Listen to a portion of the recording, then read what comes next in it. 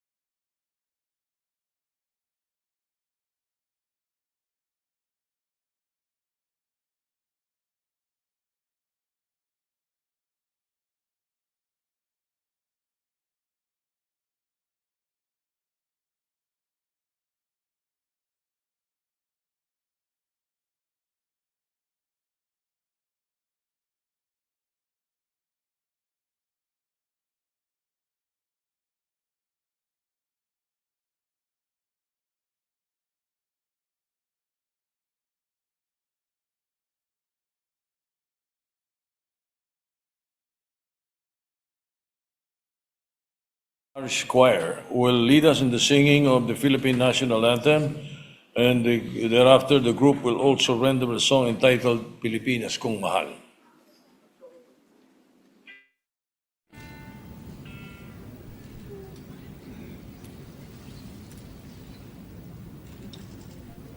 Bayang magiliw, pwede sa silanganan, alam ng puso, sa dibdib mo'y buhay. Lupang hinirang, duyan ka ng magitin, sa manlulupi, di ka pasisihin. Sa dagat at bundok, sa simoy at sa langit pumugaw, may dilagang tula at awit sa paglayang minamahal. Ang kisat ng watawat mo'y tagumpay na nagdilingig, ang bituin at araw niyang kailan pag may magdidilim. Lupa ng araw ng ating pagsinta, buhay langit sa piling mo.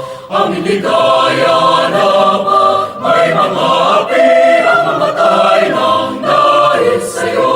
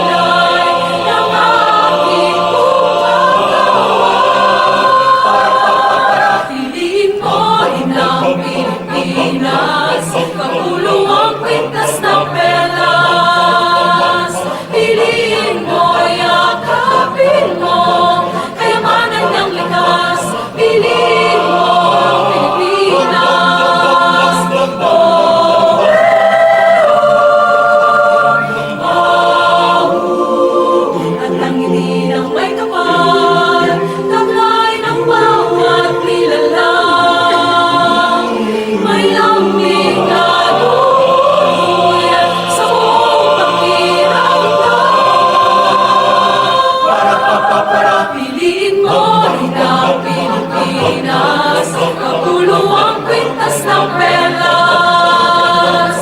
Piliin mo, yakapin mo, kayamanan niyang likas. Piliin mo, Pilipinas, dito ay tinatala.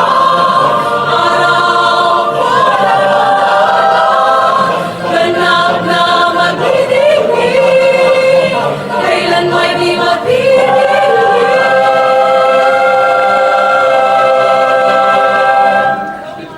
Piliin mo rin ang Pilipinas. Piliin mo rin ang Pilipinas.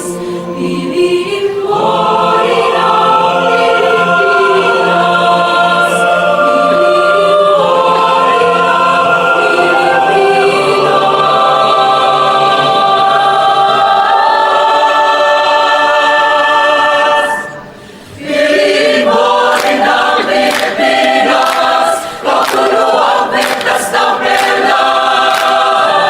Piliin mo, yakapin mo, kayamanan niyang likas. Piliin mo, Pilipinas.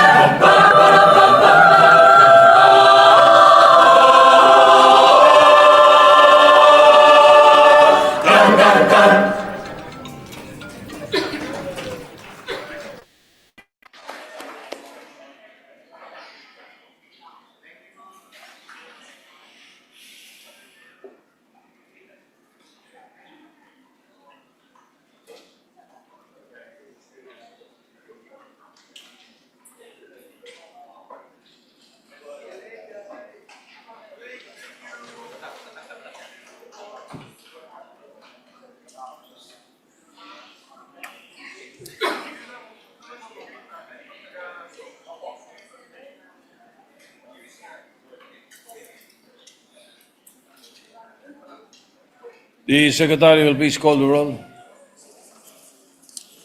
Roll call of members. The Honorable Senator Aquino, Senator Cayetano Alan, Senator Cayetano Pia, Senator De La Rosa, Senator Ejercito, Senator Escudero, Senator Estrada, Senator Gatchalian, Senator Go, Senator Hontiveros, Senator Lacson, Senator Lapid, Senator Ligarda, Senator Marcoleta, Senator Marcos, Senator Padilla, Senator Pangilinan, Senator Tulfo Erwin, Senator Tulfo Rafi, Senator Villanueva, Senator Villar Camil, Senator Villar Mark, Senator Subiri. The Senate President is present. With 23 senators present, the chair declares the presence of a quorum. Thank you very much, Majority Leader. Mr. President. Before we act on our agenda today, we'd just like to greet guests of the Senate, guests of Senator Pangilinan, Ms. Elizabeth Means, together with Coach Ryan Gregorio, and Mr. Sander Gubat of the Samaang Basketball ng Pilipinas. We are tackling House Bill number 664, or we tackled House Bill number 6641, granting Ms. Elizabeth Janet Means citizenship, which was approved last March 16, and we had asked that she at least visit the Senate, Mr. President, as a courtesy to the Senate that approved the bill. Also, therefore, Mr. President, we'd like to recognize them. They're in the gallery. Thank you. We thank our guests for joining us this afternoon. Senator Pangilinan is recognized. Yes, just a quick manifestation, Mr. President. When we passed this measure on third reading granting citizenship to Ms. Mead, she was unavailable because she had to leave for the United States for a personal family emergency. However, it was manifested by our colleagues that it is tradition that those who seek citizenship through the legislative process must be present at the third reading. And as such, we manifested that that she should, number one, explain her absence, and number two, be present here in the first day of the session. She has written to the Senate. She has submitted her explanation. And and therefore she complied with that first requirement. And the second is to be present today. And she is here today, Mr. President. For the record, Mr. Thank President. you. Yes, we acknowledge the manifestation and place it on record. Thank you very much. Majority Leader. Thank you very much. We appreciate the explanation of the sponsor, the Chairman of the Committee of Justice, Senator Kiko Pangilinan. We'd also like to recognize members of the JCI San Juan Pinaglabanan. Here also guests of Senator J.V. Ejercito, Mr. President. Welcome to the Senate. Thank you. Mr. President, before we take up the reference would of you like business, to- may we proceed to the third reading? Would you like to Yes, approve Mr. the President. journal first? Yes, Mr. President, I move that we approve the dispense with the reading of the Journal 58th session, Wednesday, March 18, 2026, and consider the same as approved, Mr. President. All right, any objection? Chair hears none. The journal's approved. Thank you, Mr. President. Mr. President, I move that we proceed with the third reading of two measures. I move that, first of all, before we proceed with that, Mr. President, I would just like to say that we electronically distributed these all to all the senators on the 17th of April 2026 and the 29th of April 2026 in compliance with the 3-day rule of the Constitution for both measures. Mr. President. Thank you. We place that on record. So I move, Likewise. Mr. President, that we approve on third reading Senate Bill number 1981 and ask the Secretary to read the title and proceed with the roll call. Any objection? Hearing none, the Secretary will read the title of the measure and conduct a roll call vote for third reading. Senate Bill number 1981, an act establishing the private basic education voucher program and appropriating funds therefore, repealing for the purpose of Public Act number 6728, the government assistance to students and teachers in private education as amended. Roll call of members.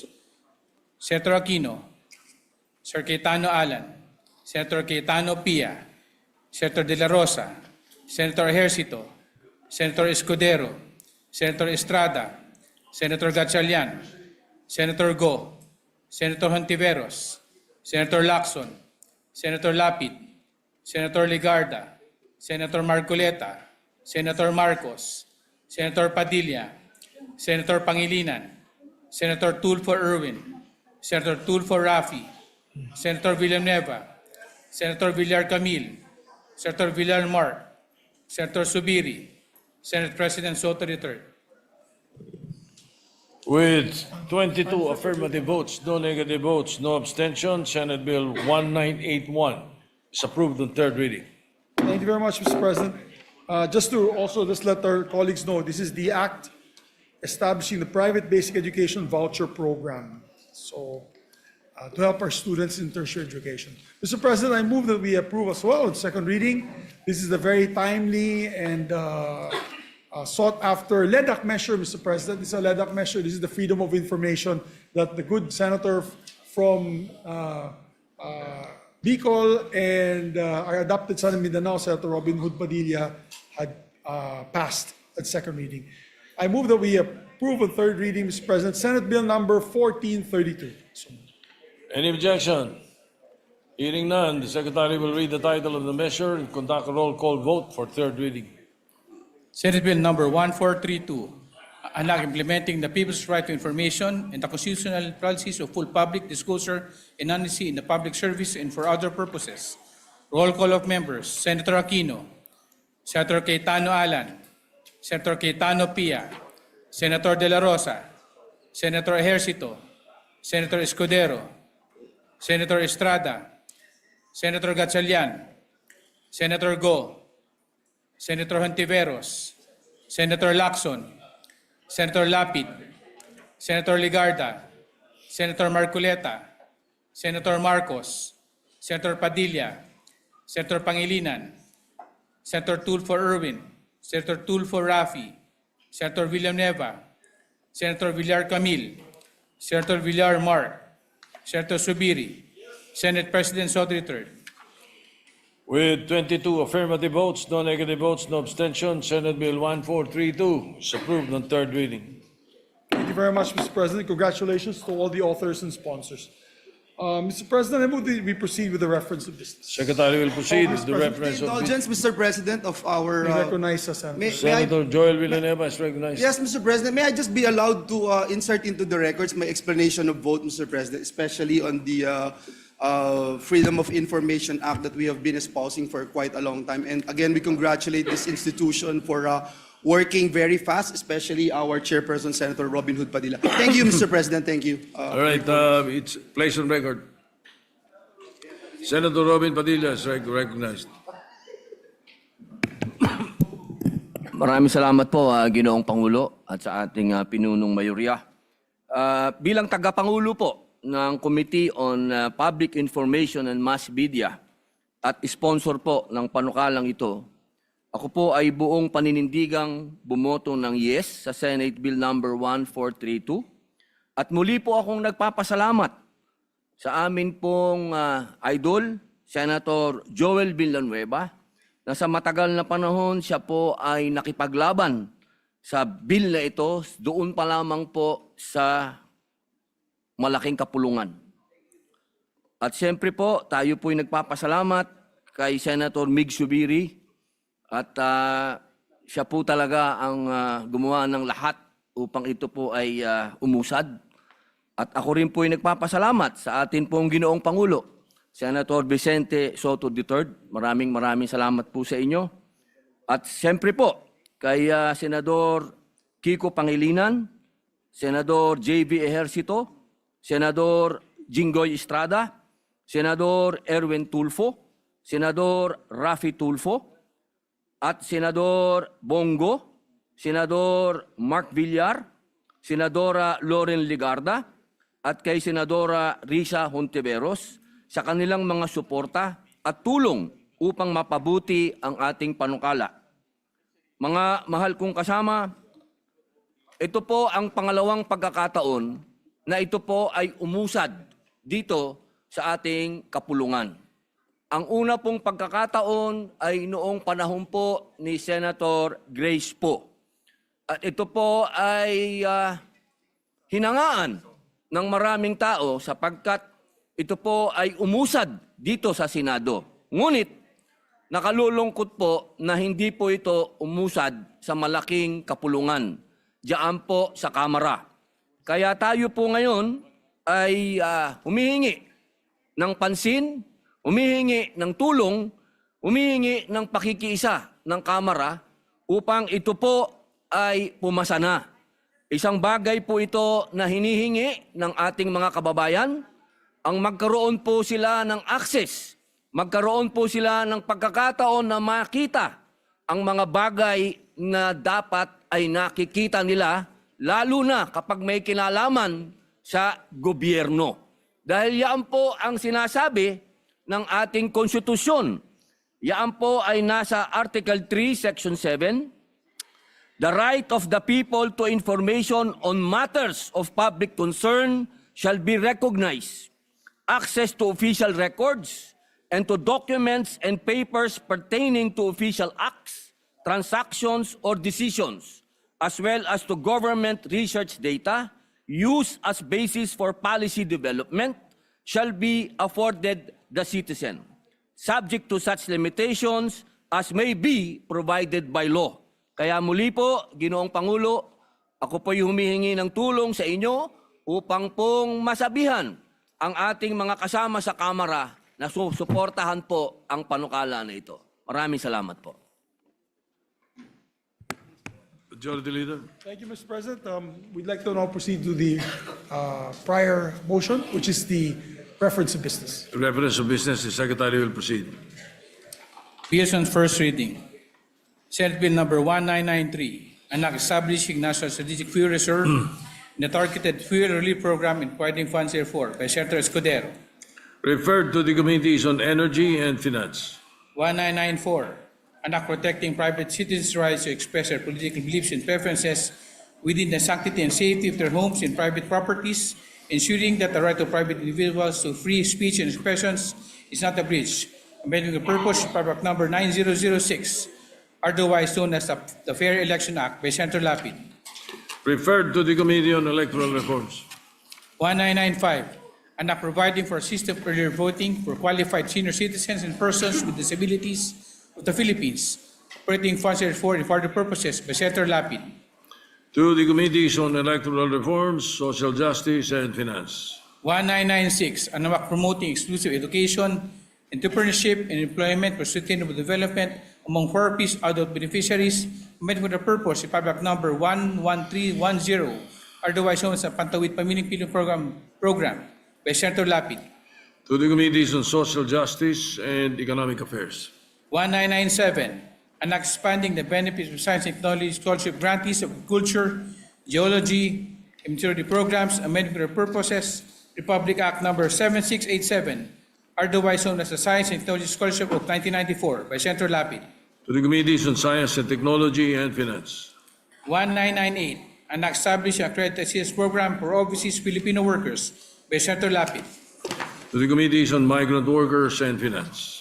1999, an act expanding the membership of the Social Security Commission to include the Secretary of Migrant Workers, a ex officio member, and to designate the representative of the overseas Filipino workers and seafarers as one of the appointed members representing the workers group, amending for the purpose Section 3 of the Public Act number 11199, otherwise known as the Local Social Security Act of 2018 by Senator Lapid.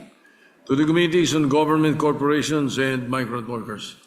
2000, an act defining and protecting the rights of informal sector families through local housing boards, amending for the purpose of Public number 7279, otherwise known as the Urban Development and Housing Act of 1992 by Senator Lapid. To the Committees on Urban Planning, Local Government, and Finance. 2001, an act expanding the prohibit acts of discrimination against women on account of sex, amending for the purpose President Decree number 442 as amended, otherwise known as the Labor Code of Philippines by Senator Lapid. Referred to the Committees on Labor and Women. 2002, an act establishing a framework for the promotion and development of vibrant bamboo industry in the Philippines, providing for scientific propagation and sustainable utilization, creating the National Bamboo Council of the Philippines, locating Funds 4 in part purposes by Senator Lapid. To the Committees on Trade, Ways and Means, and Finance. 2003, an act strengthening the Commission on Human Rights as a national human rights institution and for other purposes by Senator Lapid. To the Committees on Justice and Finance. 2004, an act strengthening the Basis Conversion Development Authority, amending for the purpose Section 9 Republic Act number 7227, otherwise on the Basis Conversion Development Act of 1992 as amended by Senator Marcos. To the Committees on Government Corporations and National Defense. 2005, an act increasing the tax threshold for personal income tax, the tax exempt ceiling for the diminished benefits, and amending for the purpose Section 24 and Section 32 of National Internal Revenue Code of 1997 as amended, and for the purposes by Senator Marcos. Referred to the Committee on Ways and Means. 2006, an act institutionalizing the grant of honorarium, medical assistance, and other benefits of volunteer firefighters and appropriating Funds 4 by Senator Villar M. To the Committees on Public Order and Finance.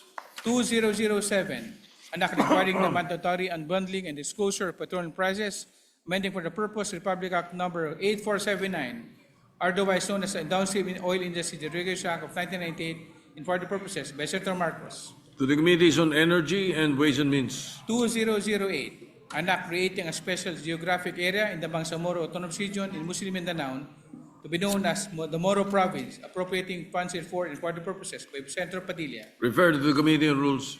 2009, an act converting the Secure State College in the Municipality of Alena, Province of Secure, including its extension campus in the Municipality of Lasi, Province of Secure, into a state university and appropriating funds for by Senator Marcos.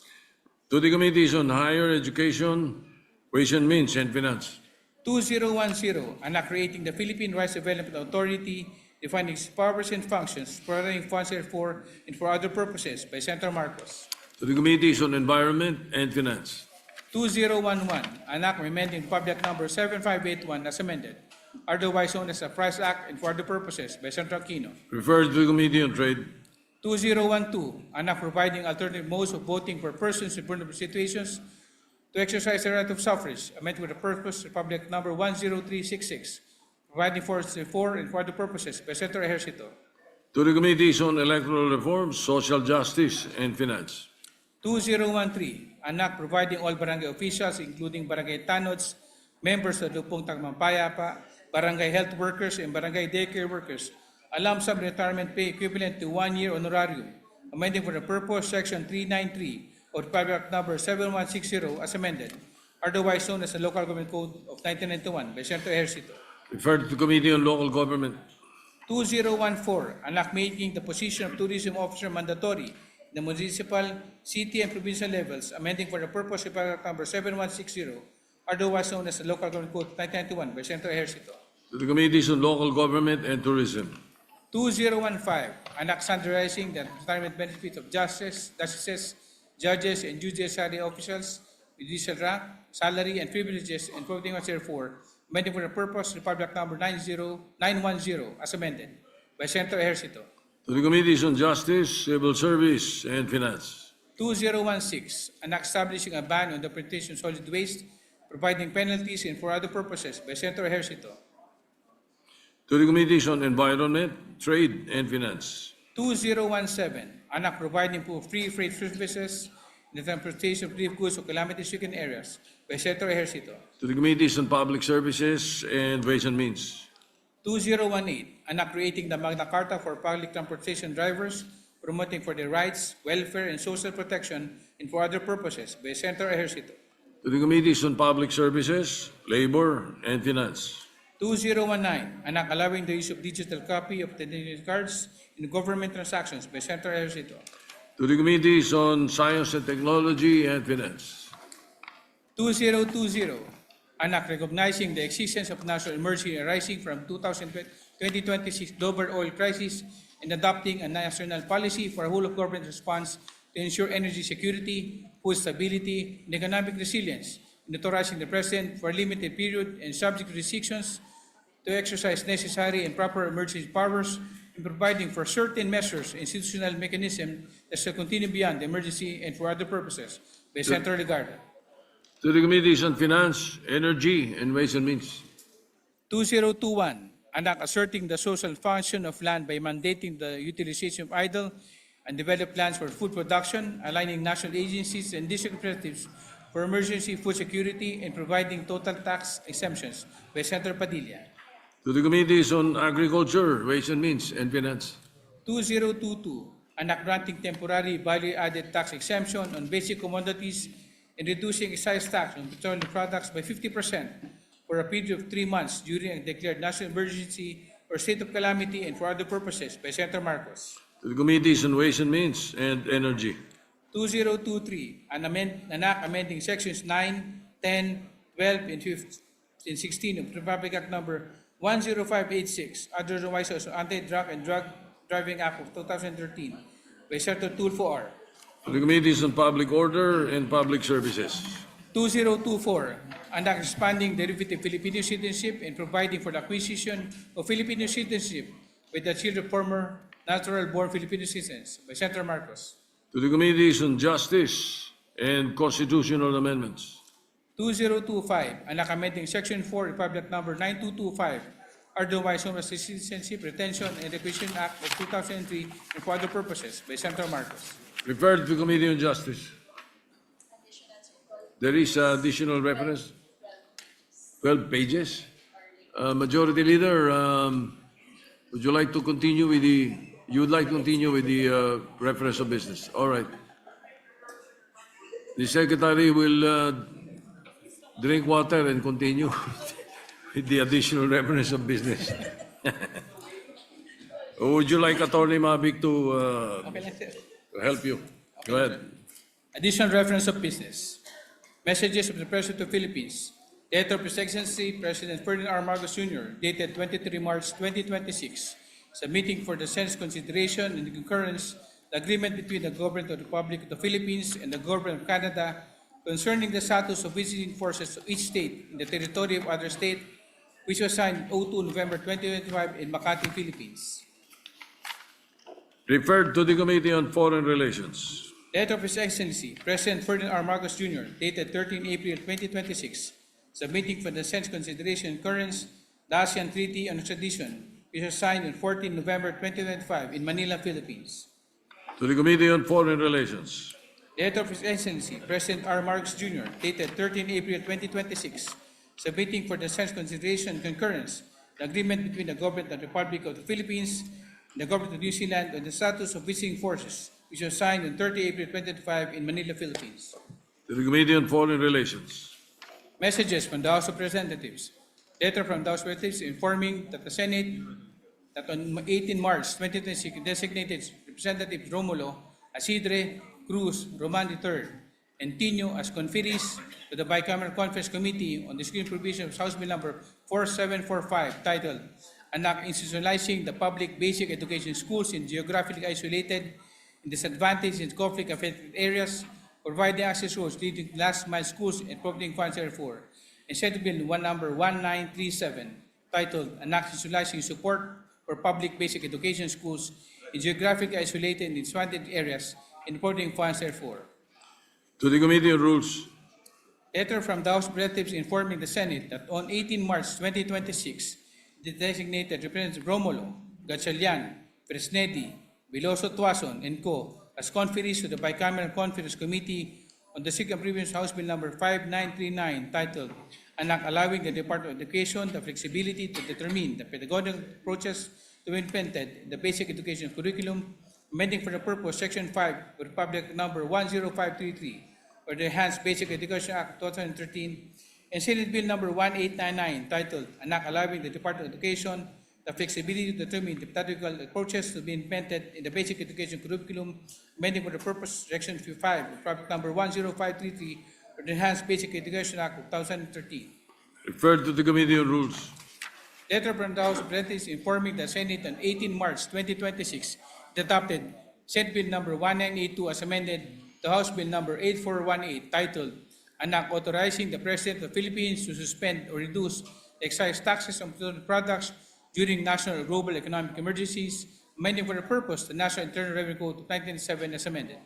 To the Archives. Letter from the House of Representatives informing that the Senate on 18 March 2026 it adopted Senate Bill number 1719 as amended to House Bill number 7301 titled An Act Declaring the month of April every year as a Philippine Veterans Month.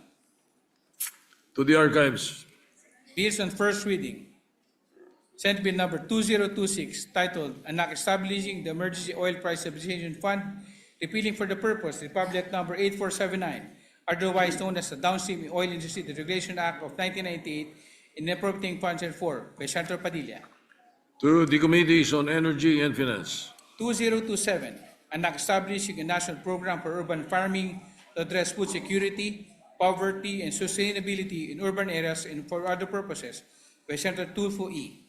To the Committees on Agriculture and Finance. 2028, An Act Institutionalizing the Presidential Merit Scholarship Program and appropriating funds therefore by Senator Tulfo E.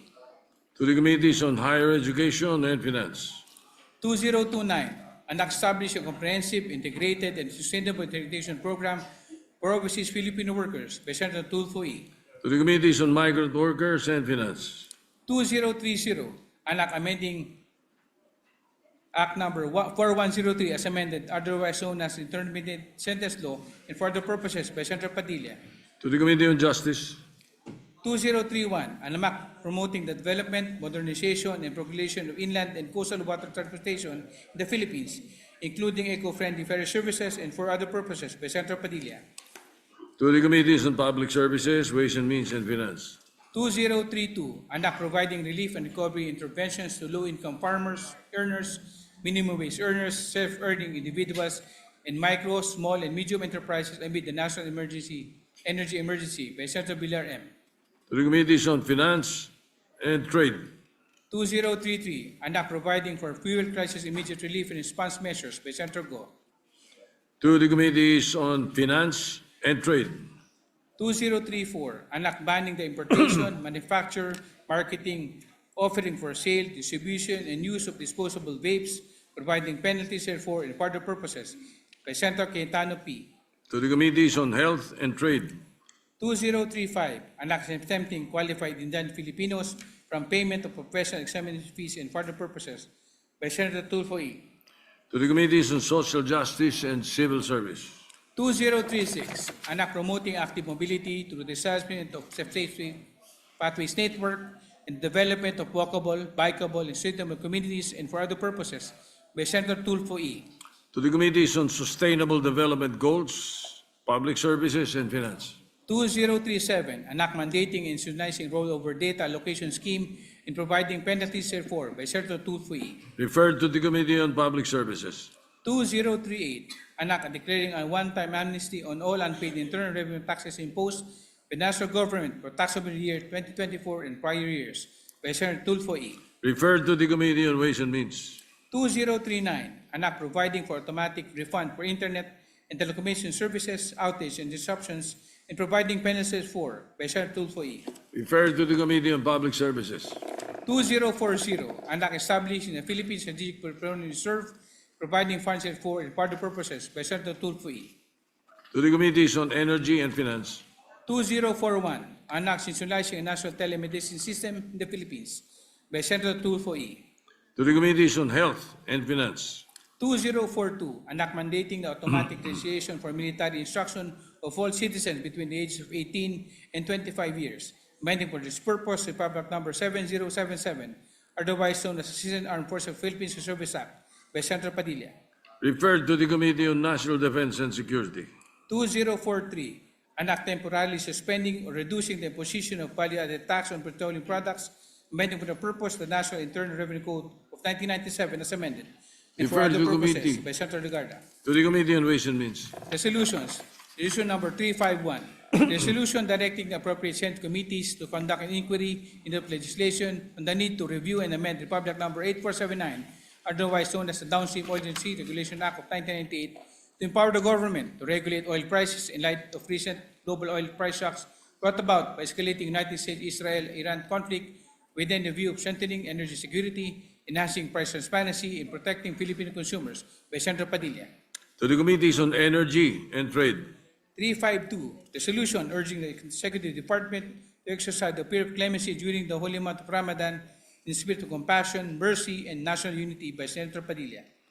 Referred to the Committee on Justice. 353, resolution directing the appropriate Senate committee to conduct an inquiry in negotiation the measures undertaken by the Philippine government to address potential adverse effects of Philippines' participation in regional comprehensive economic partnership by Senator Marcos. Referred to the Committee on Foreign Relations. 354, resolution recognizing and honoring the late Senator Jose Wright Diokno as the Philippines' father of the human rights for his exemplary leadership, unwavering integrity, and enduring contributions to the advancement of human rights, social justice, and the rule of law by Senator Pangilinan. Referred to the Committee on Rules. 355, resolution congratulating and commending Autumn Jane Durald Arcapao for historic win at Academy Awards for the first Filipina and first woman to win Best Cinematography by Senator Pangilinan. To the Committee on Rules.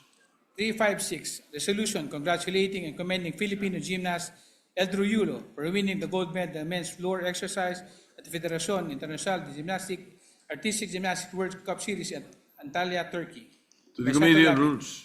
357, resolution directing the Senate Committee on Women, Children, Family Relations, and Gender Equality to conduct an investigation and implementation of blocks and other online gaming platforms with the end in view of recommending the establishment of mandatory age verification protocols and child safety standards to prevent online sexual abuse, exploitation of children, grooming, violent radicalization, and other emerging digital threats consistent with international best practice and child safety laws by Senator Tiveros.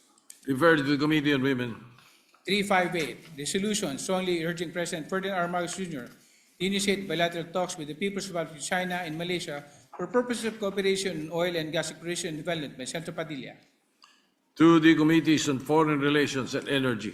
359, resolution urging appropriate government agencies to provide a comprehensive public update on the status of Philippine government's claim over North Borneo, including any diplomatic engagements or negotiations with Malaysia, and ensure transparency and public awareness thereon, taking into consideration national interest security and historical education by Senator Padilla. Referred to the Committee on Foreign Relations. 360, resolution congratulating and commending the Gilas Pilipinas women's basketball team for its historic achievement in the winning the silver medal at FIBA 3x3 Asia Cup 2026 and for bringing pride and honor to the country by Senator Villanueva. To the Committee on Rules. 361, resolution urging all local government units to conduct an inventory of idle lands within their jurisdiction and develop operate programs for utilization and food security initiatives by Senator Padilla. Referred to Committees on Local Government and Agriculture. 362, resolution directing the appropriate Senate committee to conduct an inquiry in the investigation in the reported ambush incident in Barangay Madre Poblacion, Sharif Aguac, Maguindanao del Sur, which resulted in the deaths of the injury of the members of Philippine National Police by Senator Padilla. Referred to Committee on Public Order. 363, resolution commending and congratulating Gilas Pilipinas women's team for winning the historic silver medal in the FIBA 3x3 Asia Cup held in Singapore last April 1 to 5, 2026 by Senator Estrada. To the Committee on Rules. 364, resolution directing the appropriate Senate committee to conduct an inquiry in need of legislation in strengthening public information, transparency, and competition regulation in the downstream oil industry within the view of ensuring fair pricing, preventing anti-competitive practices, and protecting consumers in times of crisis by Senator Padilla. To the Committees on Energy and Trade.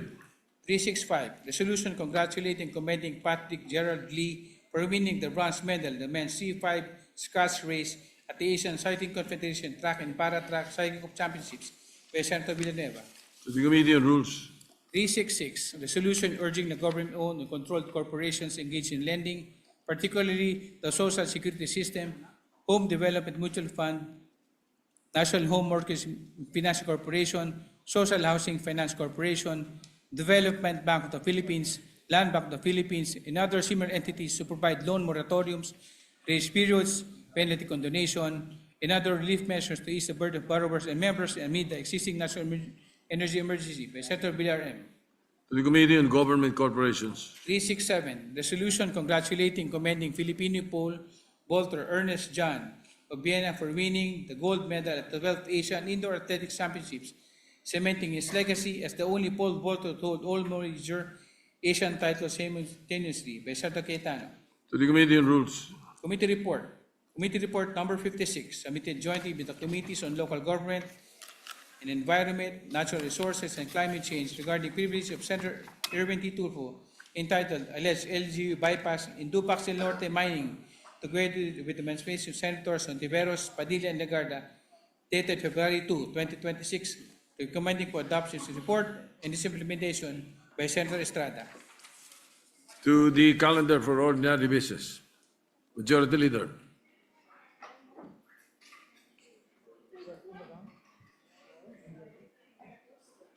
Thank you very much, Mr. President. Just for the record as well, before we take up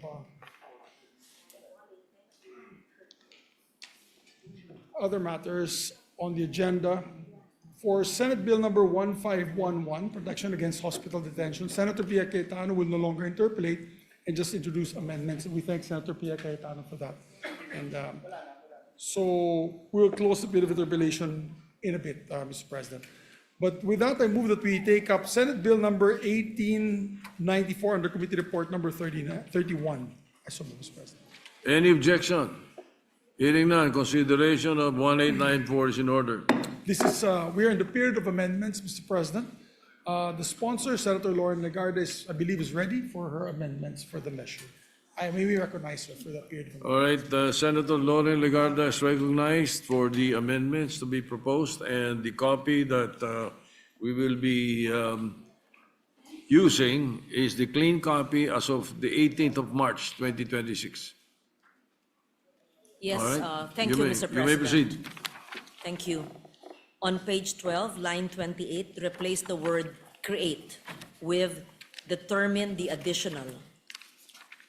Still on the same page, Wait.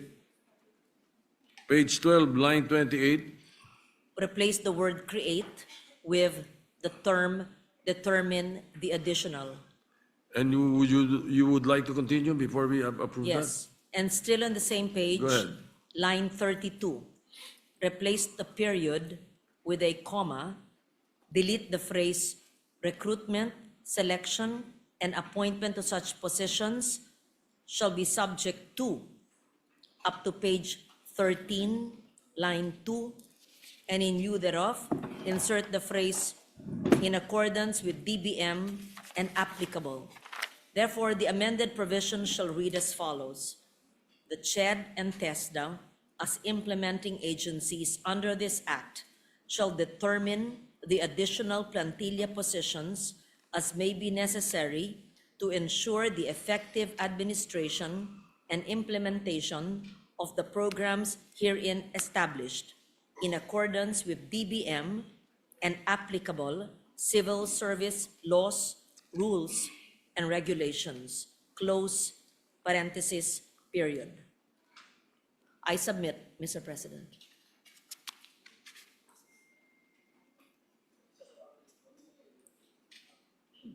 There is no parenthesis.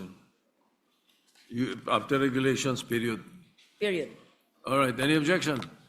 Hearing none, adopted. Thank you. That's all, Mr. President. Majority Leader?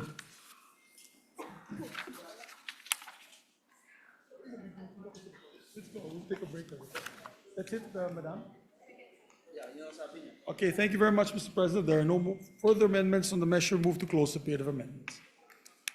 Any objection? Hearing none, period of amendments closed. Mr. President, with that, I move to approve on second reading Senate Bill number 1894 and the committee report number 31. I so move, Mr. President. Any objection? Hearing none, Senate Bill 1894 is approved on second reading. Thank you very much, Mr. President. I move to suspend consideration of the measure. Consideration of the measure is suspended. Thank you, Mr. President. Mr. President, I move to take up the other measure for amendments. Senate, I move to consider Senate Bill number 1966 under committee report number 46. Any objection? Hearing none, consideration of 1966 is in order. I believe this is also a LEDAC measure. I think the first one was also a LEDAC measure, Mr. President. Both are LEDAC measures, Mr. President. I move that we recognize the sponsor, Senator Erwin Tulfo, for his amendments, Mr. President. The sponsor, Senator Erwin Tulfo, is recognized. Thank you, Mr. President. Mr. President, may I introduce my additional individual amendment to Senate Bill number 1966, based on a clean copy as of March 18, 2026. On Yes. page 16, lines 19 to 20, delete the sentence, "The IXJCOC shall conduct a hearing every 6 months to review the implementation of this act and identify other necessary legislation." And in lieu thereof, insert the paragraph, "Within 2 years from the effectivity of this act, the IXJCOC shall convene to conduct a comprehensive review of its implementation and, based thereon, recommend appropriate remedial legislation or identify other necessary legislative measures, such as review shall include a systematic evaluation of the impact of this act, the accomplishments of the program, performance of the implementing agencies, and any inherent deficiencies in the law. Thereafter, the IXJCOC shall convene annually to undertake an update of such review. I so move, Mr. President. Any objection? Hearing none, approved and adopted. That is my additional individual amendment, Mr. President. Thank you. Majority Leader, there's no more amendments. There are no more amendments. Thank you very much, Mr. President. With that, there be no other amendments. I move to close the period of amendments on Any Senate Bill number objection? 1966. Hearing none, period of amendments closed. Thank you, Mr. President. I move that we approve on second reading Senate Bill number 1966. Any objection? Hearing none, Senate Bill 1966 is approved on second reading. Thank you very much, Mr. President. I move to suspend consideration of the same. Consideration of the measure suspended. Thank you, Mr. President. May I ask for a minute suspension, Mr. President? Is that the Senate minute or you Yes, really Mr. want minute? President, we may have a Senate minute suspension. All just right, to get the session is suspended for 1 Senate minute. Thank you, Mr. President.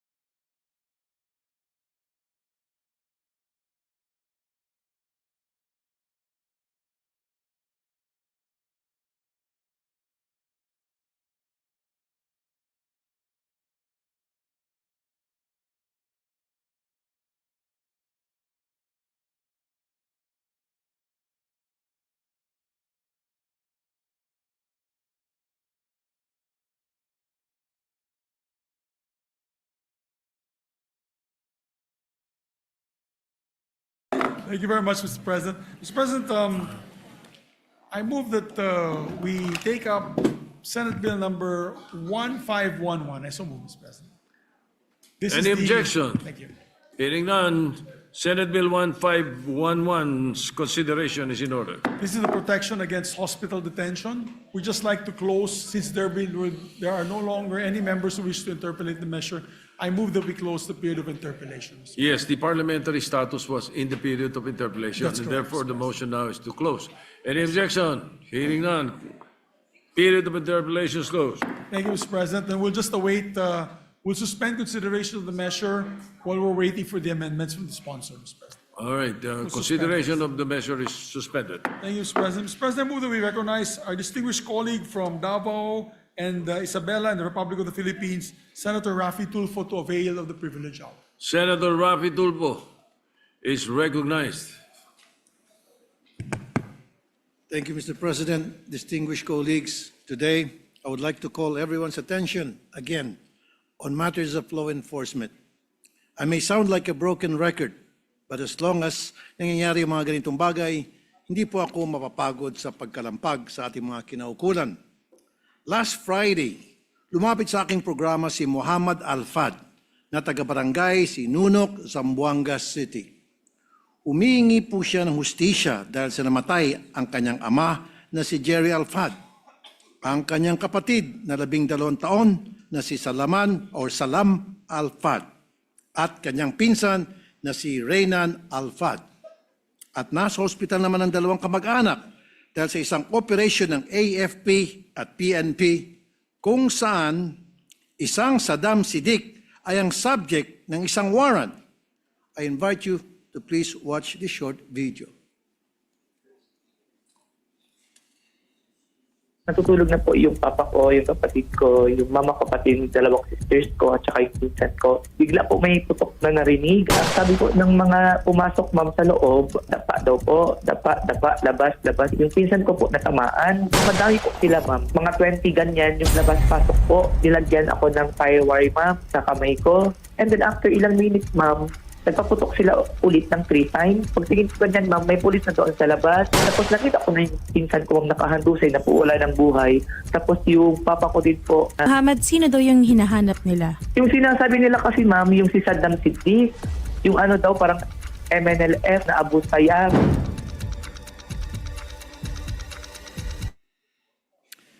Mr. President, the encounter happened at 1:30 a.m. at the residence of the Alfads. According to survivor Muhammad, natutulog ng ilan sa kanilang pamilya noong panahon na yon na makarinig siya ng tunog na parang umuulan. Yung pala, bala ng umuulan sa kanilang tahanan. Nung lumabas siya ng kwarto, pinadapa siya ng mga operatiba at nakarinig pa siya ng mga barilan kahit nakapasok na sa bahay ang mga operatiba. Nung matapos ang operations, nalaman niya na napatay ang kanyang ama, kapatid at pinsan. Walang pulis na nagpaliwanag sa kanya kung ano ang dahilan ng pagsugod nila. At nalaman niya na lang na sa mga tao sa kanila na may hinuhuli daw na isang Saddam Siddiq ang mga operatiba. Ayon kay Muhammad, walang ganong tao sa kanilang tahanan at hindi niya ito kakilala. Samantala, ayon sa PNP, an exchange of fire broke out when they were about to serve multiple warrant of arrest for murder and frustrated murder on Saddam Siddiq, a member of Abu Sayyaf group. They said the operating team introduced themselves as police and military personnel, but 2 unidentified individuals reportedly opened fire, prompting them to retaliate in self-defense. Ito na naman po tayo. Sa ngalan ng self-defense, namatay ang 3 inosenteng sibilyan. Ang masakit dito, kinumbirma pa ng investigators na wala sa lugar si Saddam Siddiq at hindi pa rin ito nahuhuli. Sa ngayon po, 14 na military officials ang makakasuhan ng multiple murder, frustrated murder, criminal negligence at robbery. Talaga namang sukdulan ng kawalang hiyaan na nagawa pa nilang magnakaw. At ang nakapagtaka, bakit puro AFP lang ang kinasuhan? May ginawa bang PNP operatives upang pigilan ang mga karahasan? Hindi lang po itong kaso ang nakarating sa akin kung saan ang ating mga law enforcers ay lumabis sa kanilang mga operations. Paulit-ulit na lang na sumusugod ang mga ito at kakalampagin ang mga nanahimik na mga komunidad. Please watch po this video.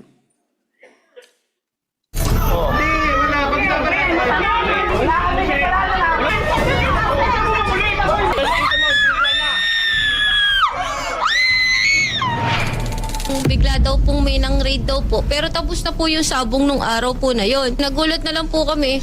Sinabi po sa amin nung kapatid ko na nabaril daw po yung pinsan ko. Yung non-raid po, mga nakasibilyan po. Sabi po nila sa akin na may tinatago daw po kaming kriminal. Gusto nilang huliin. Bakit daw po namin pinatakbo sa taas?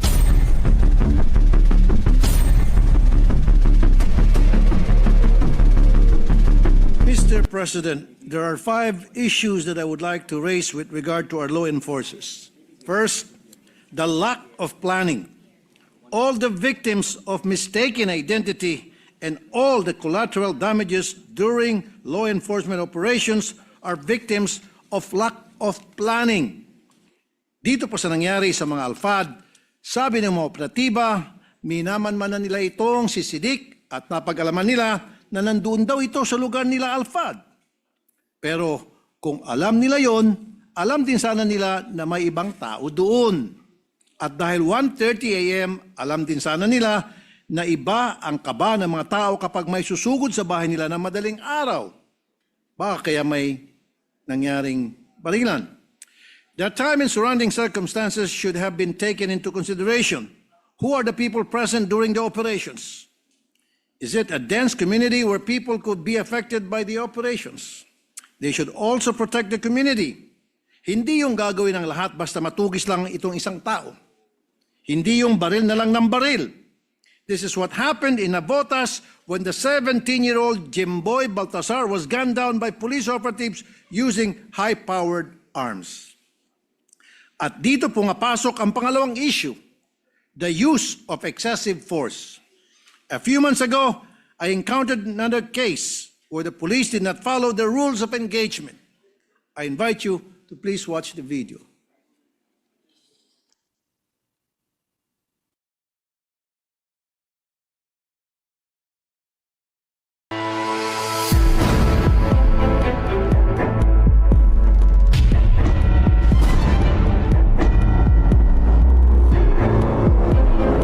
In this case, maliwanag na itong inyong subject tumatakas at kita doon sa video na hindi nakikipagbarilan and yet binaril siya ng malayuan. So hindi po nasunod dito yung tinatawag na rules of engagement. Ang nangyari, nagpapanik kayo sa halip na i-neutralize nyo sa paggamit. Dapat may taser, may pepper spray, may batuta.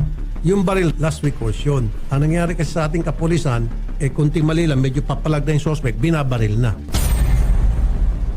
Mr. President, according to the revised PNP Operational Procedures Manual, no violence or unnecessary force shall be used in making an arrest, and the person to be arrested should not be subjected to any restraint greater than what is necessary under the circumstances.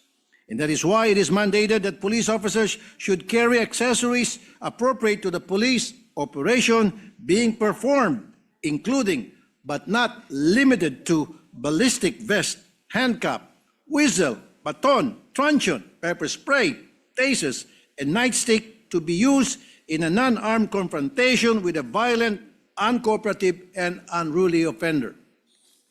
Our law enforcers should also be trained to determine what is necessary and reasonable, taking into consideration the number of aggressors, nature and characteristics of the weapon used, physical condition, size, and other circumstances to include the place and occasion of the assault. Issue number 3. Aggression during police operations stem from lack of information on the part of the subject of the arrest. Nakailang kaso na po sa aking programa na pumalag sa mga kapulisan ang subject dahil hindi naka-uniforme ang pulis, walang dalang warrant, at walang paliwanag sa subject.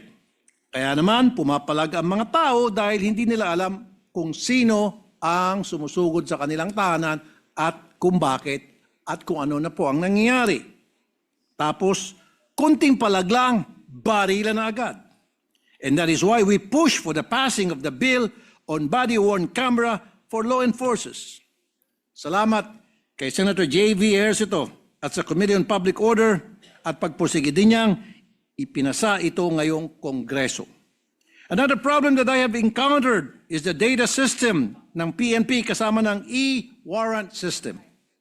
In a number of cases in my program, innocent individuals have been arrested on mistaken identity dahil mali ang pangalan sa warrant o di kaya hindi pala updated ang e-warrant system at inaaresto ulit ang subject sa parehong warrant. Ito po ang nangyari. Please watch the video.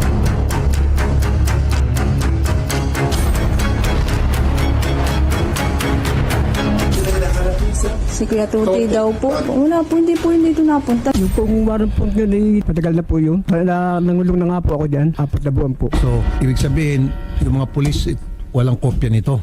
Wala po. Nung kumukuha po ako ng police clearance, mayroon daw akong hit. Tapos nagkaroon ng mugshots. Pinaulit-ulit nilang tinatanong sa akin na kung ako ba daw yung taong yun. Sabi ko, hindi ho talaga, sir. Hindi po talaga ako nakasasangkot sa anumang kaso o Matindi to. pakikipag-away. For 8 days na kulong si sir.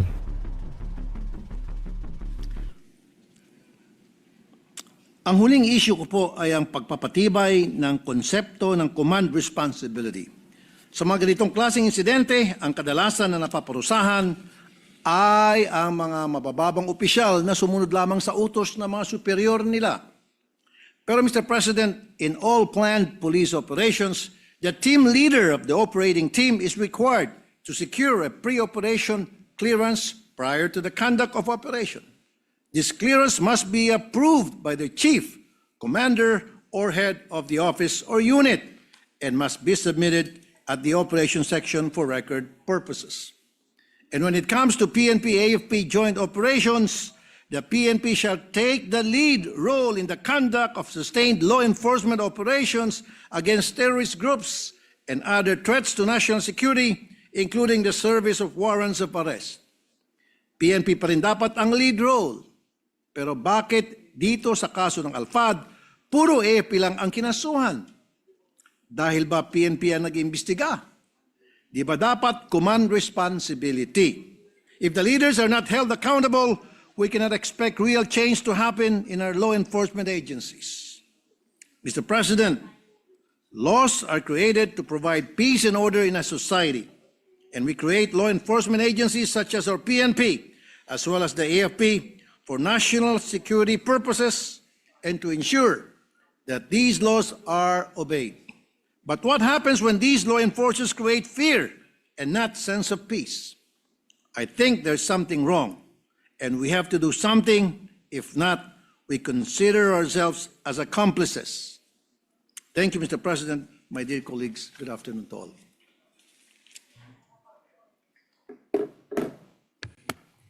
Majority Leader. Thank you very much, Mr. President. We appreciate the speech of our distinguished colleague, Senator Raffy Tulfo. Yes, may we just recognize Senator Risa Ontiveros for her manifestation. Manifest Senator Risa on Ontiveros this is measure, recognized. on this particular issue. Salamat po, Mr. President, at salamat po sa good gentleman mula sa Isabela para sa kanilang privilege speech at pati po dun sa paggunita sa alaala ni Jemboy Baltasar na tinalakay din po ng Senado sa isang inquiry o investigasyon kung saan bukod dun sa lack of planning na factor na binanggit ng good gentleman ngayon, ay tinalakay sa investigasyong iyon tungkol kay Jemboy yung usapin ng kumilos ba ang PNP doon ng masyadong malakas o batay po sa maling impormasyon. So muli nagpapasalamat ako sa good gentleman, una dun sa pag-alala, paggunita dun sa alaala ng isa pang kabataang Filipino, si Jemboy Baltazar, at pangalawa, dun sa patuloy na pagbibigay ng halaga sa patuloy na pag-professionalize ng ating pambansang kapulisan sa ganitong mga usapin ng law enforcement nang may pantay na pag-iingat po sa buhay at kaligtasan ng ating mga kababayan. So muli po, salamat at mabuhay sa good gentleman. Salamat po, Mr. President. Thank you, Senator Riza. Thank you, Mr. President. Thank you. Majority Leader. Thank you very much, Mr. President. Mr. President, I move that we refer the privileged speech of our distinguished colleague to the Committee on Public Order and Security and Dangerous Drugs. Hearing no objection, the privileged speech is referred, yes, to the Committee on Public Order. Thank you very much, Mr. President. Mr. President, we can move for that 1 minute session, Senate minute, All right. with the permission of everyone. Session suspended for 1 Senate minute. Thank you, Mr.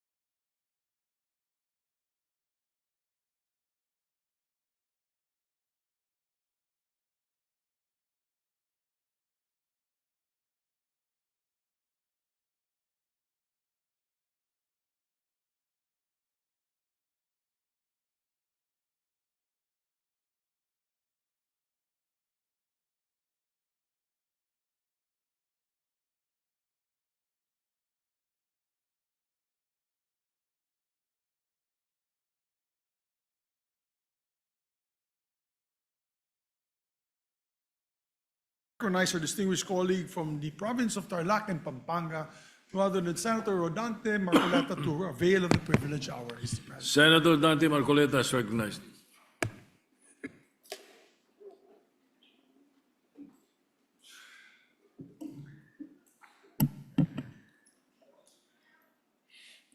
Mr. President, distinguished colleagues, I rise on a matter of personal and collective privilege, one that strikes at the very heart of public accountability, the integrity of our institutions, and the trust reposed upon us by the Filipino people. On September 25, 2025, former Speaker Martin Romualdez was implicated in the flood control scandal after retired Marine Sergeant Orly Gutesa testified during the Senate Blue Ribbon Committee hearing that the lawmaker is a leading figure in this scandal. Gutesa alleged that as a security aide to former Congressman Saldico, he was tasked to carry and deliver suitcases containing basura, a hideous term they used for files of cash, approximately amounting to 48 million pesos each. He recounted that on one occasion, they brought up 35 suitcases for delivery to a residence identified as that of Martin Romualdez at 40 McKinley Street, Taguig. For 7 months, since she was implicated by Gutesa, the former speaker remained silent. Only now has he spoken through a video statement dated April 21, 2026, where he finally addressed the allegations surrounding what is now one of the largest systemic looting of the national treasury in our nation's history, the flood control scandal. Ngunit imbes na maliwanagan ang taong bayan, ang kanyang mga pahayag ay lalong nagbunga ng mas maraming tanong kaysa sagot, Ginoong Pangulo. At first glance, the statement appears to be a defense grounded in law, process, and institutional structure. But upon closer examination, Mr. President, this is not a clarification but a calculated narrative. And it is our duty as members of this chamber to dissect this narrative, expose its inconsistencies, and ensure that the truth is not buried beneath rhetoric. His justification for his prolonged silence, an alleged act of respect for the legal process. But lest we forget, this is the same individual who declined the invitation to appear before the Senate to answer questions under oath. The same individual bestowed upon the inter-parliamentary courtesy by the chairman of the Blue Ribbon Committee. Let us be clear. Respect for the legal process is not measured by selective participation. It is demonstrated through full and transparent cooperation, especially when public funds and national interest are at stake. Silence and inaction become complicity. He further claimed that he has cooperated with the Independent Commission for Infrastructure, or ICI, submitting affidavits and documents. But this alleged cooperation was done behind closed doors, without public scrutiny and without any verifiable records accessible to the Filipino people. Until now, when he conveniently authorizes its release. Why only now? Why at a time when the narrative is tightening, when testimonies are emerging, and when key personalities are poised to re-enter the jurisdiction of our laws? Mr. President, timing is everything. And in this case, timing speaks volumes. Let us now address the core of his defense, the claim that he cannot be the mastermind because the budget process is collective, multi-layered, and shared across branches of the government. The former speaker asked, how can I be the mastermind? But the question itself is revealing. By contesting only the label of being the mastermind, he implicitly concedes that he was part of the very system he enabled the corruption in flood control projects. He deliberately tried to downplay the role of leadership within that process. The issue then is no longer whether wrongdoing was committed, but the extent of his role in allowing it. Mr. President, those of us who walk through the halls of Congress know this. Nothing moves in the House without the imprimatur of its leadership. The Speaker of the House is not a ceremonial figure. He is not a just passive participant. He is the central authority who controls the legislative agenda, influences committee outputs, and ultimately determines what reaches the plenary. To say that the Speaker is merely one voice among many is to paint a picture of the House that is devoid of reality. Mr. President, alam po nating lahat ang kalakaran sa Kongreso. Nasa kamay ng liderato ang pumpas na magpapasulong sa anumang inisyatibo. By asking how he can be the mastermind, the former Speaker hid behind the complexity of bureaucracy. He repeatedly and thoroughly discussed the entire budget process while also passing the blame to the executive in line with its oversight on implementation and in line with the principle of command responsibility. But, Mr. President, the records of previous congressional and Senate hearings can attest to the fact that corruption does exist within the entire budget process, from budget planning by the executive to budget deliberation by Congress to implementation by the agencies and down to the final scrutiny by the Commission on Audit. To be more specific, while the executive submits the budget proposal, the House leadership decides which amendments are made during the bicameral conference. This is where the real flood control happens, not in the control of rivers, but in the diversion of funds. Sir, the Speaker's defense further falls apart the moment he passes the buck to the former Senate President, Chis Escudero. Senator Escudero led this chamber from May 2024 to September 2025, thereby overseeing the Senate budget deliberations for only the 2025 national budget. Romualdez, on the other hand, served as the House Speaker from July 2022 to September 2025, overseeing the full cycle of 3 national budgets, 2023, 2024, and 2025. Mr. President, the former Speaker also issued a statement that should deeply concern this institution and the entire nation. He declared that he will not go alone and that he knows many things about the current and the past administrations. What does this mean? This is not only a tacit admission that he is part of the whole mess, but also his preparedness to drag all others involved with him. Para bang sinabi niya na kung babagsak man siya, Ginoong Pangulo, hindi siya papayag na siya lang ang mag-isa. Hihilahin din niya ang iba pababa kasama niya. Is this a veiled threat, Mr. President? Is this an admission of knowledge of broader wrongdoing? Or is this an attempt to leverage information as a shield against accountability? If he indeed has knowledge that could implicate others, then he has a duty, not a choice, to disclose it fully and immediately. Truth is not a bargaining chip, Mr. President. It is an obligation owed to the Filipino people.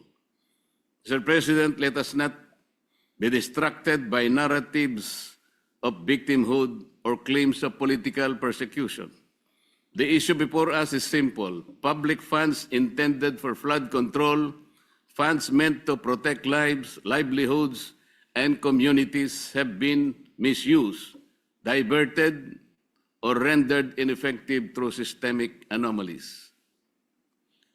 If you create, or worse, deliberately tolerate, as the Speaker, an environment where anomalies are allowed to fester and flourish, where corruption becomes blatant and normalized, then you are not merely complicit. You can be also a mastermind.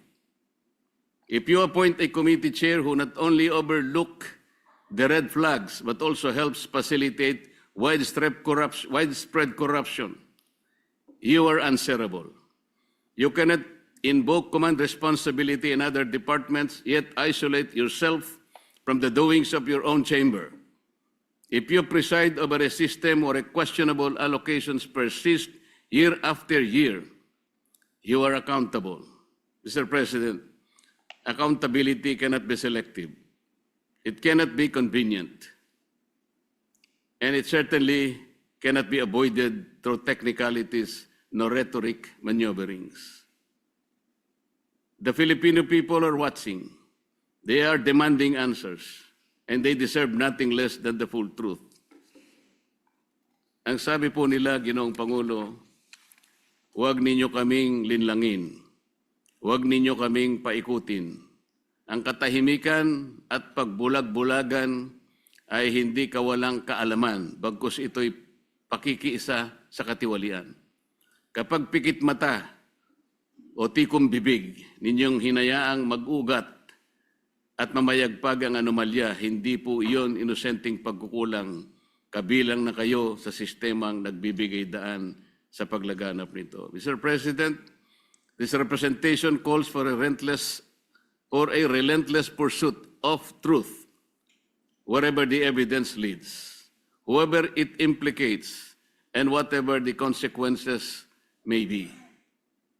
Because in the end, the integrity of this institution and the future of our nation depend on it. Maraming salamat po, Ginoong Pangulo. Thank you, Majority Leader.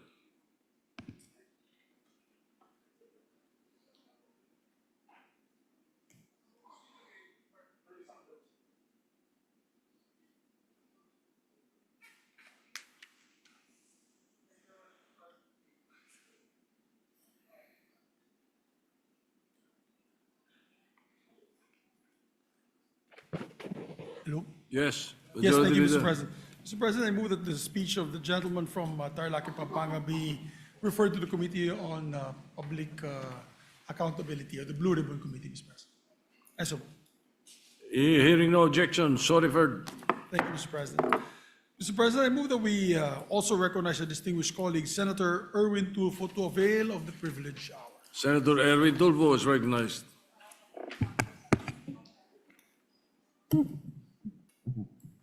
Thank you, Mr. President.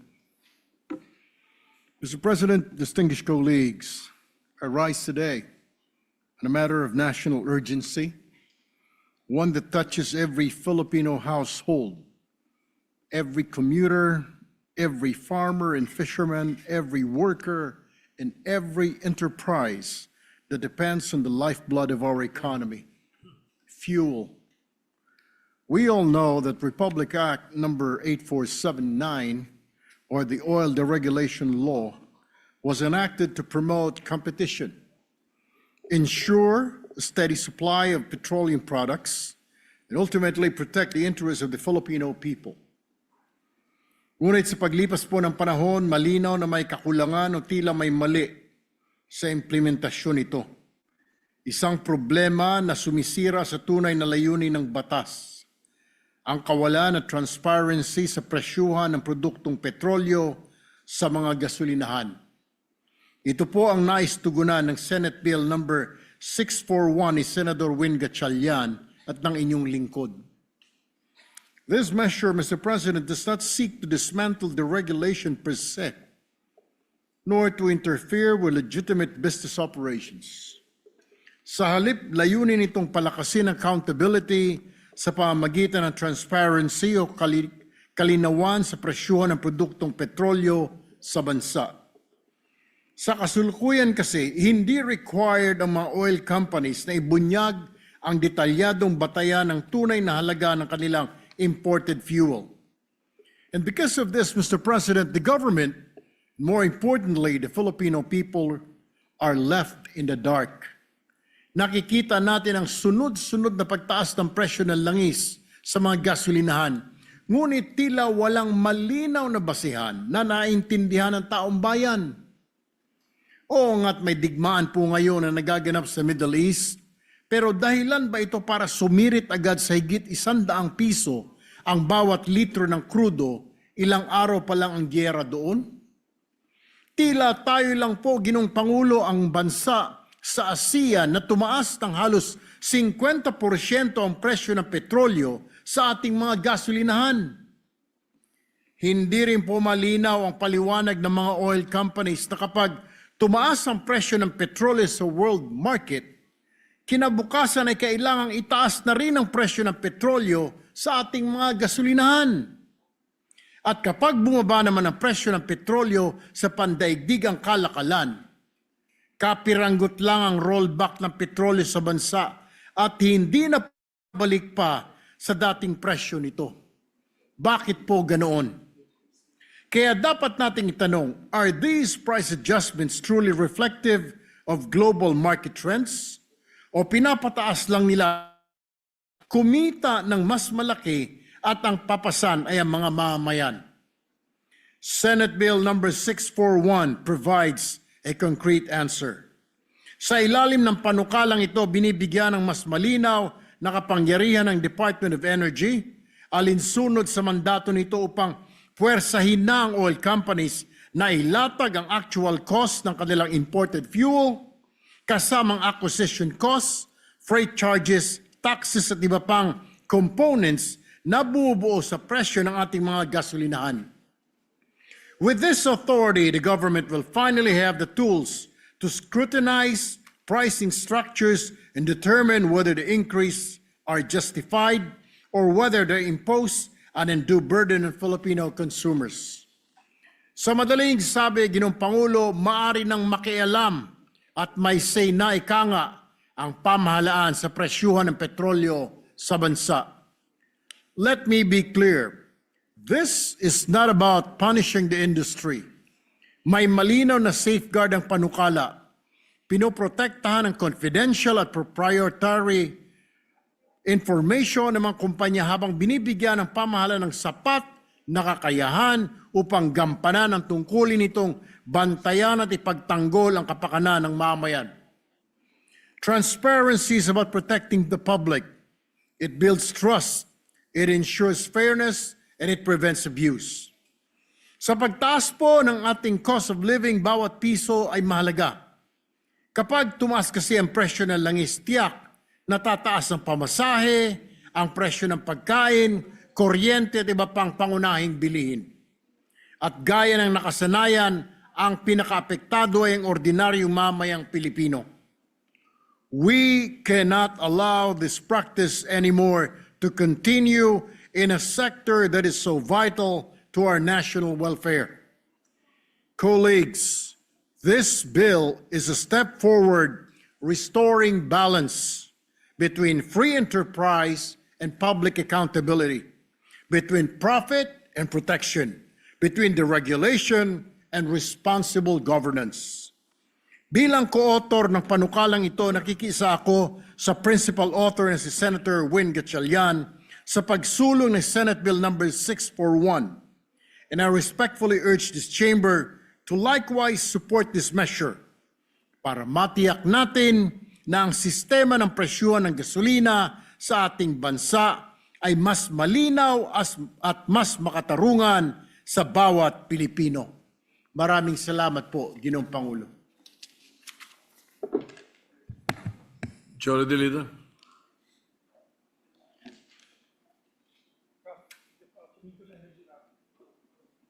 Thank you very much, Mr. President. Mr. President, I move that the speech of the good gentleman from Palawan, Republic of the Philippines, Senator Erwin Tulfo, be referred to the Committee on Energy, Mr. President. Committee on Energy. Hearing no objection, so referred. Thank you very much, Mr. President. Senator Jinggoy. Senator Jinggoy. Senator Jinggoy.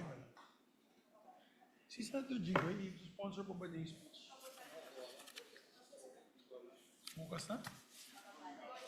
It's going down. I may ask just for a minute suspension, Mr. President. Session suspended.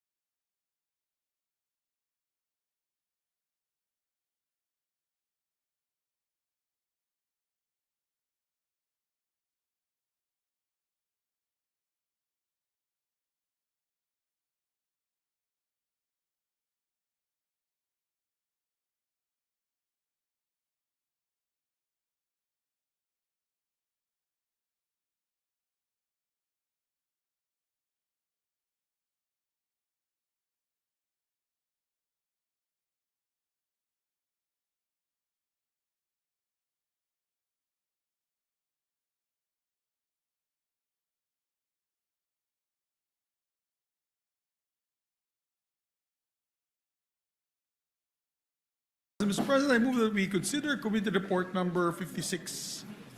I so move, Mr. President. This is the alleged LGU bypass in Dupax del Norte, Dupax del Norte mining. I so move, Mr. President. We take it up. This is, it's already in the calendar for special orders, right? Yes. Is it in the calendar is. special? All right. I move to transfer from the calendar special business to special order. It's already in the special orders. So it's been transferred already? Not yet. Yes. So I so move. It's in the calendar for ordinary business. Okay, may we entertain a motion to Yes, transfer? Mr. President, I move that we transfer to the calendar of ordinary business to special order. Special orders. Any objection? Hearing none, so transferred. Mr. President, I move that we take up committee report number 56 and recognize the chairperson of the committee, Senator Jinggoy Ejercito Estrada, Committee on Local Government, to sponsor the Consideration of committee report number 56 is in order, and Senator Jinggoy Estrada is recognized. Thank you, Mr. President. Mr. President, distinguished colleagues, the 1987 Philippine Constitution provides a strong legal framework for environmental protection. The principle of local autonomy is also enshrined in our fundamental law.